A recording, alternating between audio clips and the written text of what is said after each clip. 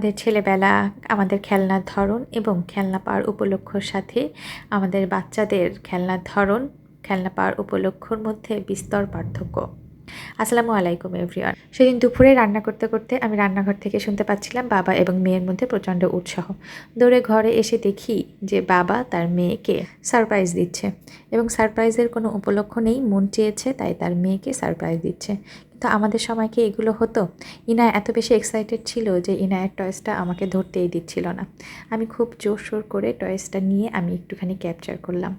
তারপর ইনায়ার আরও কিছু খেলনা আমার মনে হলো আপনাদের সাথে শেয়ার করি, কারণ ও যখন খেলা করে তখন আমি খুব অবাক হয়ে ওর খেলনাগুলো দেখি এবং ও খেলে আর আমি সেটা উপভোগ করি। আমি চিন্তা করি যে আমাদের সময়ের খেলনা আর এখনকার সময়ের খেলনার মধ্যে কি বিস্তর পার্থক্য।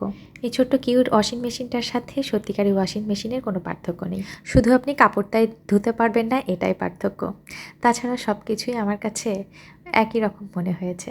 আপনি চাইলে অন করতে পারবেন, অফ করতে পারবেন এবং বিভিন্ন ধরনের কালার হবে। চাইলে ডোরটা ওপেন করতে পারবেন।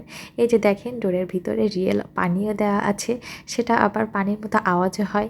এই যে চেম্বার দেওয়া আছে, এটার মধ্যে 3টা ব্যাটারি দিতে হবে এবং 3টা ব্যাটারির সাহায্যেই এটা চলবে। আরেকটা ছোট্ট একটা কিউট টয়েস আমি শেয়ার করি, এটা হচ্ছে জুসার। এটা এত কিউট, আমি যখন হাতে পেয়েছি আমি কতবার যে নাড়াচাড়া করে দেখেছি এবং আমি নিজেও এটার সাথে খেলেছি। এটার মধ্যে পানি দিয়েছি, চিনি দিয়েছি, ট্যাং দিয়ে জুস বানিয়ে খেয়েও আমি খুব অবাক হই ইনায়ের বাবা যখন কোনো উপলক্ষ ছাড়াই ইনায়ের জন্য বিভিন্ন ধরনের টয়েস এনে ইনায়াকে সারপ্রাইজ দেয়। একটু ভাবুন তো, আমাদের সময় আমরা সারপ্রাইজ কখন পেতাম?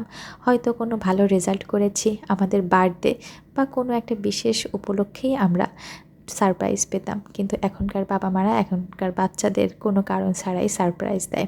এটা কতটুকু যুক্তিসঙ্গত আমি জানি না, কিন্তু এখন আসলে আমাদের ছেলেবেলার সাথে এখনকার ছেলেবেলার আসলেই কোনো মিল নেই। কিন্তু তারপরেও এখনকার যতই ঝাঁ চকচকে খেলনা থাকুক না কেন, আমার কিন্তু আমার সময়ের খেলনাগুলোকে অনেক বেশি মনে পড়ে।